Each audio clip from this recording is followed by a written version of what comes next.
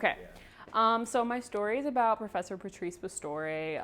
She had a faculty recital, and it was really a celebration of her time here at Ithaca College because she's retiring. So, and also most of her students in her studio are also graduating. Yeah. So it's a recital that's really about celebrating both her and her students' time at Ithaca College. And I just thought that was really interesting about writing about like this intersecting moment for both teachers and students. So. And what do you think was like the takeaway from the students? Like, well, what did they get out of the event?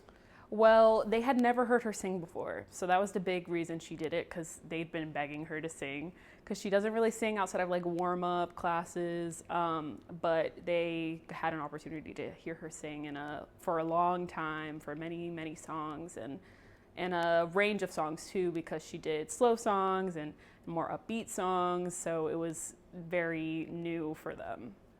And if there was one thing that you would hope your audience or readers could take away from this story, what would it be? Well, I think just the relationship of the teacher and the student in terms of the impact that teachers are able to have on their students. And yeah, that was the really amazing thing when I was speaking to people. You know, they really loved Professor Pastore, and they had, you know, talked to me about how influential she's been for their time here at Ithaca College and for when they leave.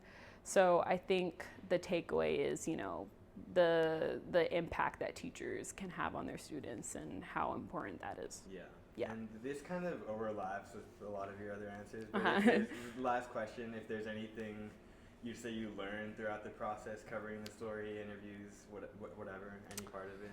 I think the biggest thing I learned was about, if you're writing a story that has like a subject as like sort of the central figure, you have to really talk to everybody around that person so that you can make the story just more holistic.